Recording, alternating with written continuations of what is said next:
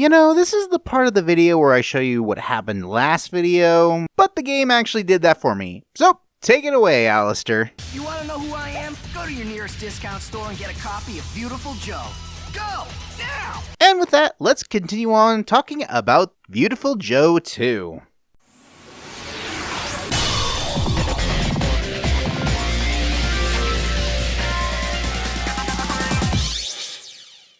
Viewtiful Joe came out on November 18th, 2004 on the Nintendo GameCube, and on December 8th on the PlayStation 2. As like the previous game in the series, this is licensed by Capcom, made by Clover Studios, made possible by Team Viewtiful, and directed by Hideki Kamiya, who was known for, at the time, Okami and the Devil May Cry series, hence why Dante was playable in the last game. Though once when the game came out, people were really mixed on the sequel. Just saying a lot considering the first game is good, but it has some noteworthy problems. I guess we'll have to figure that out once when we actually look at the game. The game begins literally right after the first Viewtiful Joe game.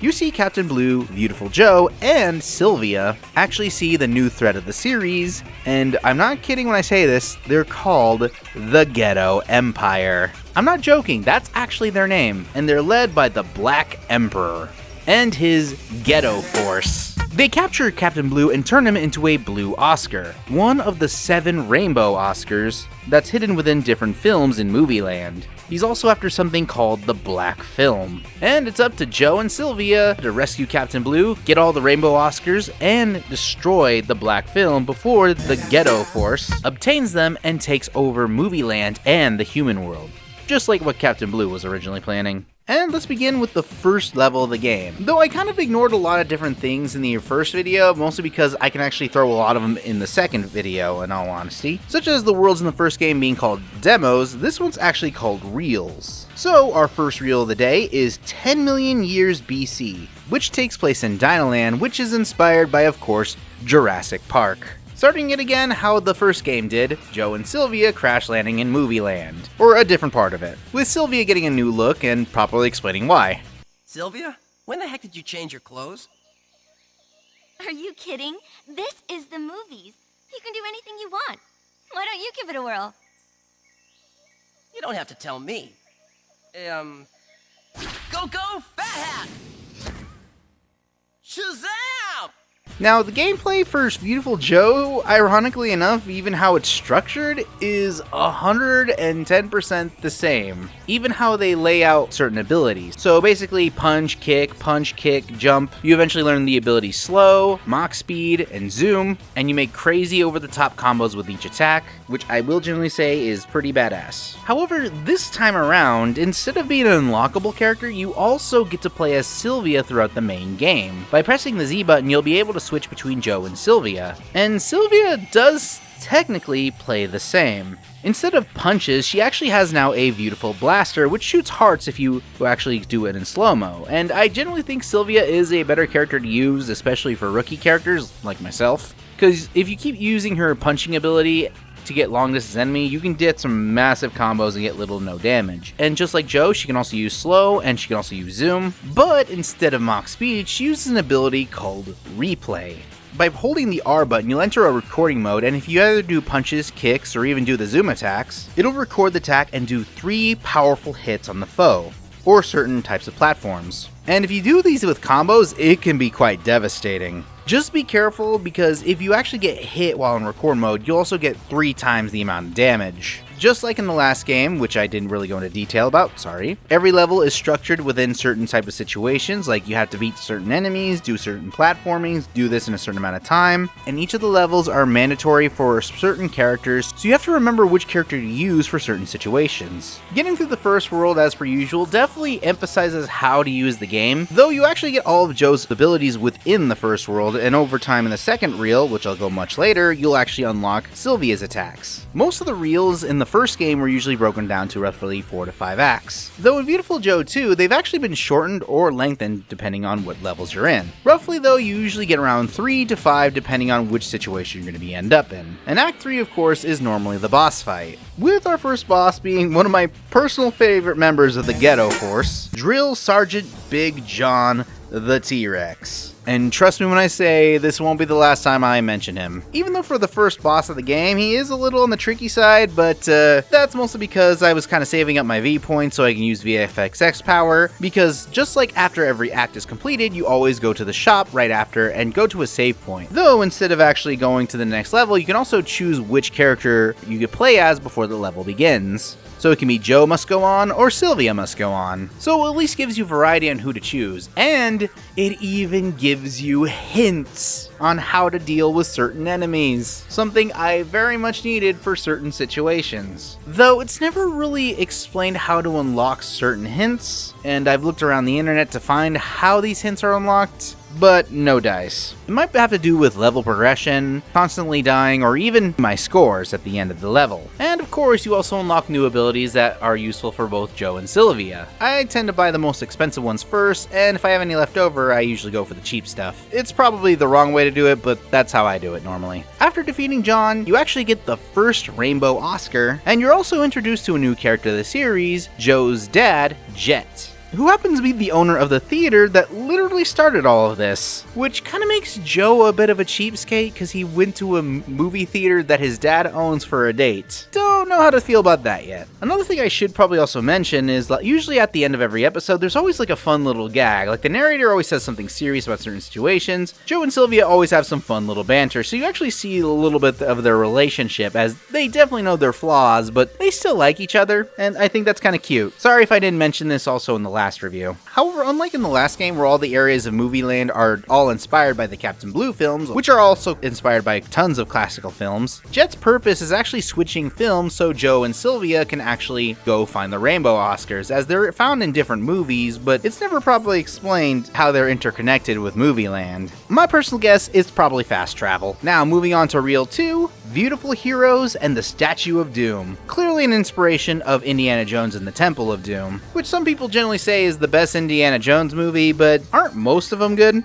With the exception of the last one. And yeah, you can generally see the inspiration for the temple adventuring, and there's also a minecart level where you have to face John again, of all things. See, I told you it wouldn't be the last time we talk about John. And eventually, once you get to the center of the temple, where you find the second Rainbow Oscar, you're also met with another member of the Ghetto Force, and also the Guardian of the Temple, Ancient Guardian Flinty Stone, who's probably an insomniac, but he's also a stone, so I don't know how that works. His boss fight's actually pretty entertaining, and it also gives you a lot of strategy, mostly because I think the controls are a little more clearer in the second game than they are in the first one. It also might be because, since playing the first game, I've gotten used to the controls of the sequel, and as per usual, you go to the next reel, you see a lot of the interaction between Joe, Sylvia, and Jet, and we're also introduced to Reel 3, Memoir of an Invisible Monster, which is inspired by Memoirs of an Invisible Man, which is surprising since I'm a major movie person. I've never actually heard of this movie before. It could have been also would have been the inspiration for the modern film Invisible Man, which is a great horror film. Funnily enough, I don't really remember much from this level, except for the fact it takes place in a futuristic city, you go into a factory. There is this annoying safe mission, and that when you unlock, you also run into John Blart Dino Cop. I know that's not his legal name at the moment, but I had to throw in a Paul Blart joke there somewhere, because somebody thought that was good cinema. However, you find yourself in the main laboratory, you're also met with one of the Ghetto Force's head scientists,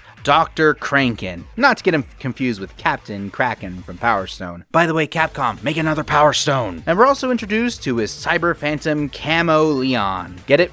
It's like chameleon. And in all honesty, this boss is a royal joke. He is super easy to beat in my honest opinion, as you just easily dodge his tongue, he tends to turn invisible, reappears. Also, Dr. Crankin always throws food at him, but if you know which wall he's jumping to, you can literally even get the food for yourself. So he's clearly the easiest boss in the game, and I had no trouble with him. In fact, I hardly had any trouble with the game at all. I died a few times, but I only got like a game over at the end of the game, and I'll explain why once we get there. First, let's talk about Reel 4.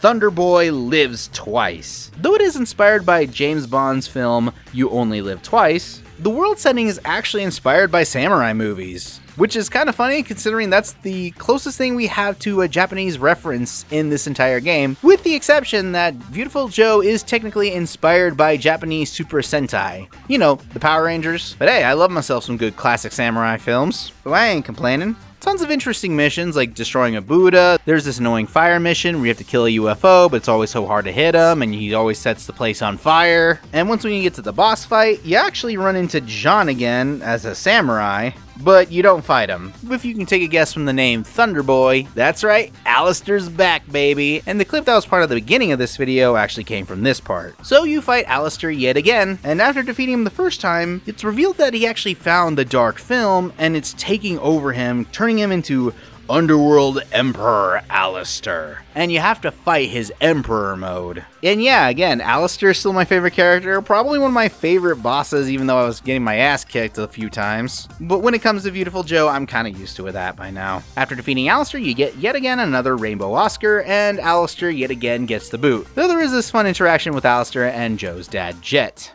Hey, wait a minute. Is my part over already? No way. This can't be. Hey, you, put a word in for me, will ya? Huh? Me? Yeah, sure. But first, let's get the next film rolling. Any preference? No! Come on, help a brother out! I'm packing heat! Maybe someday, Alistair, you'll get your time in the limelight. Oh wait, yeah, there's one more video after this. Then we move into Level 5 Ice Edge, inspired by the Ice Age series, but I'm not entirely certain it's based off the Blue Sky Studios Ice Age, though there are plenty of other movies that involve the Arctic. I just can't think of a lot of them on the top of my head. Oh wait, The Thing! Oh yeah, and this is the worst world in the game! As for most ice levels, ice physics are a pain in the ass. And it's not helped with the fact there's an ice cave with this weird ice wall mission that I swear to God, I have no idea how to break fully, and I got lucky during that last part of it. I always kept slipping, sliding, getting my butt kicked. And of course there's also the 6 machine mission, which I forget to mention in the last video because the 6 machine doesn't really impact most of the game with the exception of some segments and the very end of the game. Though this time around, the 6 machine has been upgraded to a submarine when you're playing as Joe, but if you're Sylvia, it is a drill. So you have to remember to be switching to Joe to Sylvia depending on certain situations, because for some stupid reason, the drill can't jump. So you have to strategize which character to use for certain situations. And I like shoot 'em ups like Galaga and those crazy over the top ones from Japan, but this one just kinda sucks. And lastly, Frost Tiger. Another member of the Ghetto Force, and turns out to be Fire Leo's brother. So, you know how I said Fire Leo is the worst boss in Viewtiful Joe? Imagine making Fire Leo but worse. I genuinely have no idea how to handle Frost Tiger. I kid you not, I usually just spam Sylvia's blaster for certain attacks, and when he goes full circle, he was just borderline annoying to handle. At least with Fire Leo, I knew how to handle certain situations, but with Frost Tiger, I had to dodge his attacks, make sure to go into my full-powered zoom slow-mo, and then hit him like there's no tomorrow. But I beat him, I got the next Rainbow Oscar, there are 2 Sylvias. Wait, there are 2 Sylvias? Oh great, a Sylvia imposter. Which leads us to Reel 6, Do Robots Dream of Romantic Scene? Which is inspired not by a movie, but a book called Do Androids Dream of Electric Sheep. Now, why reference a book? Well, that's because this is the book that inspired the film Blade Runner, which was, yeah, a good movie. And just as I said before, being exactly like the last game, you can take a guess what Reel 6 is all about.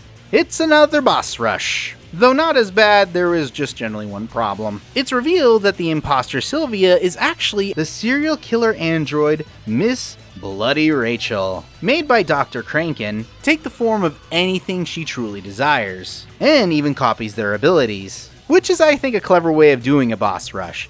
You're not facing the same guys again, you're actually facing Rachel in a more difficult version of the bosses you've faced prior, the Ghetto Force. So of course, starting this automatically with a John reference. Though just like in the last game, there is no boss fight against Alistair, meaning that boss number 4 is Frost Tiger. No. Throughout most of the boss fight, Rachel actually starts growing emotions. She gets the idea of what it is to have a human heart, and actually becomes kind of a nice person when you get to know her. But Dr. Cranky ain't having that shit. and tries to destroy her. So as for our final fight, we face Dr. Kranken. And after turning him into calamari, Rachel becomes an ally and the Oscars they've collected are given to Joe's dad, Jet. Doesn't sound like a bad idea, right? With 6 of the 7 Oscars, all that's left is to take down the Ghetto Empire and save Captain Blue in the final episode, Starship Beauties, which is inspired by the film Starship Troopers. It's the final showdown at the Ghetto home base, featuring the toughest obstacles the game has to offer, such as the strongest enemies, such as a 4-legged alien robot dog, gotta throw in an alien reference there somewhere, a gauntlet of platforming missions, including a tough button-hitting mission that I generally suck at, and one more fight against a lot of the machine-based weaponry, such as planes, which I generally hated in the first game, but I think the airplanes are a little more better and even cooler when they have mech forms. Tanks, which I kind of forget to mention, which I generally hated at first, but once we get the idea of how to handle them, they're actually just a cakewalk. And the most powerful version of John, with his little baby Johns that breathe fire and explode. By far the toughest John in the game, and probably the best John in the game. Though then again, the Samurai John was also pretty cool. I would have actually liked a boss fight against him. After surviving the gauntlet, you come face to face with the leader of the Ghetto Force, Black. And he happens to have the Black film, which in episode 5 was actually destroyed. How? Well, you'll find out later as we have to face Dark Kaiser, the giant mechanized version of the final boss, just like in the last game when we fought King Blue, the mechanized Captain Blue. There is a lot of copy-pasting in this, and I can kinda see why people thought the sequel was an inferior version. Then again, it is just playing the same game with a few improvements, and that's what I think sequels should do. Improve what they did last time. And this leads us to a battle in our giant mech known as 6-6, which turns into giant robot versions of Joe and or Sylvia, depending on who you want to play as. And of course, the boss is on a universal scale, with him literally on the sun and you punching planets. And it's not really clear how to beat him, but apparently you have to hit the purple core in his body when he does certain attacks. Hey, I managed to succeed, so it can't be that hard. You just gotta remember which character is useful. Most of the time it's Sylvia. And it's revealed that Black is actually Jet? There goes another Star Wars reference. Actually, this one makes more sense. And now that he has all the rainbow Oscars, he becomes Jet Black, even though he's white, sending himself, Joe, and Sylvia into the real world during an award show, which is ironically called the Viewtiful Award. So meta. Though Jet Black might have his full power, Joe and Sylvia actually have no VFX energy in the real world. And this is the part of the game I got the most game overs, as most of the game I have played through a kids mode and didn't really die until this part, because I will generally say, this final boss, Jet Black, is absurdly cheap.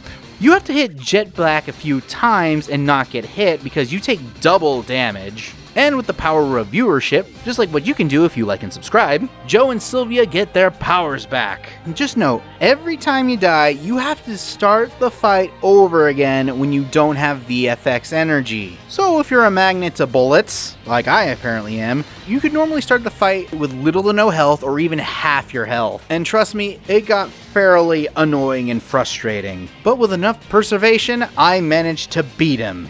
And after Jet is defeated, Blue's back to normal, and Jet explains what happened. Well, actually, it's Blue. We basically get his backstory. As mentioned before, Jet actually owns the movie theater, and has been great friends with Blue since Joe and Sylvia were little kids. However, after finding the Black film deep in a garage, he became evil, I guess. But in truth, he wanted to show a film for Joe to become a great hero to inspire, eventually getting over-possessive and wanting to become the hero himself. And in hindsight, this also gives a good idea of how Joe and Sylvia's relationship even began. And I kinda like that. They've been lifelong friends that eventually became a couple. Jet turns good, the day is saved, and nope! Threat number 3 and the last threat of the Viewtiful Joe series appears, who happens to be the originator of the Black film. So, Joe and family fly into space to find and defeat the last foe of the Viewtiful Joe series. But they never do. and I'll explain in the last video I'm going to be talking about. Though once when the credits play, you actually get to see some really funny bloopers from the voice actors, probably in both the Japanese and the English version, which is as enjoyable as the music video at the end of the last game.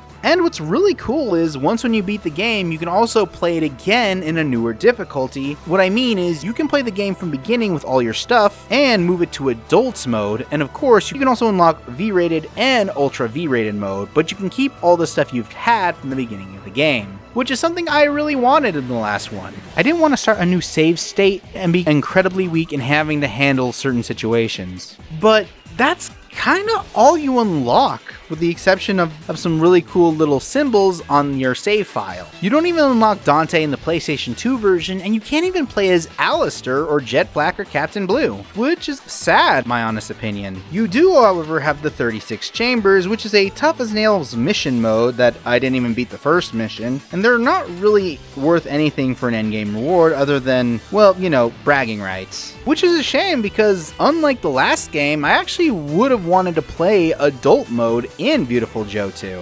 But Viewtiful Joe 1 succeeds in the replayability because you're rewarded for playing tougher difficulties. Viewtiful Joe 2, you only play the hard modes just because you want to, which is generally a shame. And I think that's probably why people don't really talk about Viewtiful Joe 2. I mean, it is a sequel that improves upon the issues I had with the first game, and made the same mistakes. In the end, Joe 2 is a sequel that's worth playing once, and you don't really need to play it again. I mean, I really like Viewtiful Joe 2. I had a really fun time than I did with the first game. I'll still say Joe 2 is my favorite gameplay-wise and adventure-wise, but when it comes to the content, Viewtiful Joe 1 is definitely the winner. And this will be the last time Team Viewtiful actually will be seen in the Viewtiful Joe line of games. What do I mean? Because, well, the third and last video I'll be talking about is actually 2 side games. And I'm just gonna not spoil it from there because, well, tune in next time when we talk about the final part of the Viewtiful Joe series, the spin-offs. And until then, henshin a go-go, baby!